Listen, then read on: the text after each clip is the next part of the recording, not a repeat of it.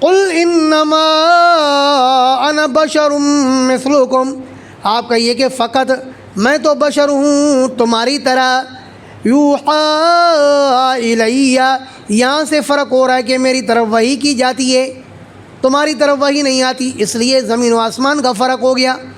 جہاں تک تعلق جن سے انسانی کا ہے تو میں انسان ہوں۔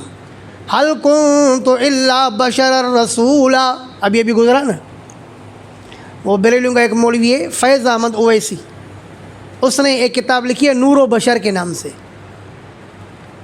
اس میں قل سبحان ربی حل کنت الا بشر رسولہ سے ٹال مٹول کے لیے لکھتا ہے کہ دراصل اس آیت کریمہ سے اللہ پاک کا مقصد نبی علیہ السلام کی بشریت بتانا نہیں ہے، بلکہ کفار کے ایک غلط عقیدے کی تردید کرنا مقصود ہے۔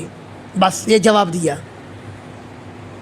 ارے کون سے کفار کے غلط عقیدے کی تردید کرنا مقصود ہے؟ کیا کفار کے اس عقیدے کی تردید مقصود تھی کہ تم کہتے ہو کہ نبی بشر ہے لہذا نبی بشر نہیں ہے؟ اس نے کتاب لکھی اور علماء دیوبند کے اعتراضات کو نقل کر کے جواب دینے کی کوشش کی نا، تو یہ آیت کریمہ علماء دیوبند کی طرف سے لکھ کر کے اور پھر جواب کیا دیا، اس سے بشریت بتانا مقصود نہیں ہے بلکہ کفار کے ایک غلط عقیدے کی تردید مقصود ہے۔ اس سے بات سمجھ میں آئے گی؟ جو اس کے حامی ہوں گے ان کے حامیوں کو بھی یہ بات سمجھ میں آئے گی۔ خوب اس نے کوشش کی کہ کسی طرح حق کے اوپر پردہ ڈالے، لیکن حق کو دنیا کی کوئی طاقت چھپا سکتی ہے؟ سورج کی روشنی کو اگر کوئی چھپانے کی کوشش بھی کرے، سورج کی روشنی کبھی چھپ سکتی ہے؟ تو جس طرح سورج کی روشنی چھپانا ناممکن ہے، اس طرح حق کو چھپانا بھی ناممکن ہے۔ اللہ،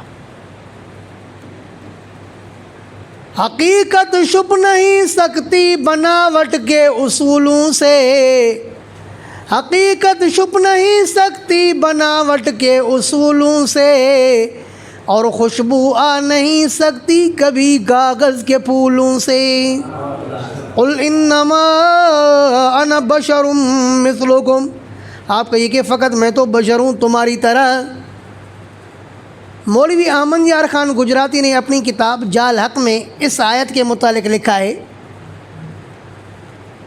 کہ دراصل حضرت صلی اللہ علیہ وسلم سے یہ خطاب مسلمانوں کو نہیں کروایا جا رہا ہے بلکہ کافروں سے خطاب کروایا جا رہا ہے کہ نبی آپ کافروں کو کہو کہ میں تمہاری طرح بشر ہوں، مسلمانوں کو نہیں۔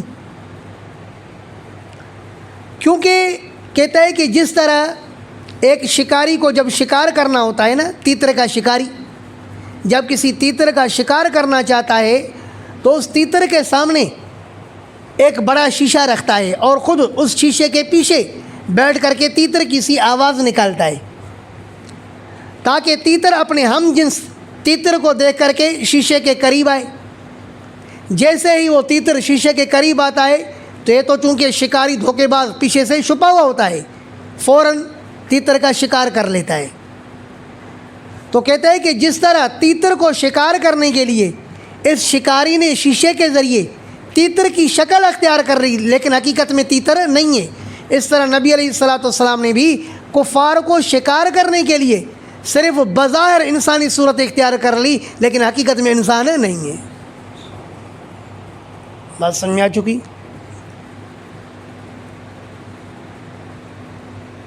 حالانکہ صحیح بخاری اور صحیح مسلم سے ثابت ہوتا ہے کہ اللہ کے رسول کا یہی خطاب صحابہ کرام رضوان اللہ علیہم اجمعین کے ساتھ ہے۔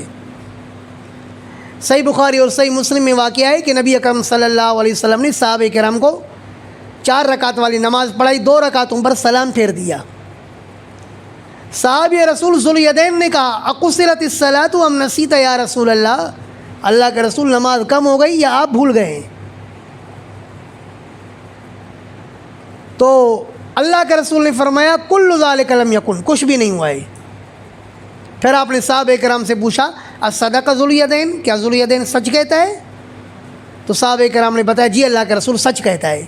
تو آپ نے مزید 2 رکعتیں پڑھ کر کے سلام پھیرا اور پھر صحابہ کرام سے فرمایا انما انا بشر مثلکم، اے میرے صحابیوں میں تمہاری طرح بشر ہوں۔ اب مجھے بتاؤ یہ خطاب کافروں سے ہوا یا مسلمانوں سے ہوا؟ ابو جہل اور ابو لہب سے ہوا یا ابو بکر صدیق سے ہوا؟ فرمایا انما انا بشر مثلکم، میں تمہاری طرح بشر ہوں، انسا کما تنسون، میں بھی اس طرح بھلاتا ہوں جس طرح کہ تم بھلاتے ہو۔ فاذا نسیت فذکرونی، اگر میں بھول جاؤں تو مجھے یاد دلایا کرو۔ تیرا جینا چاہے تو بہانے ہزار ہیں، آنکھیں اگر بند ہیں تو پھر دن بھی رات ہے۔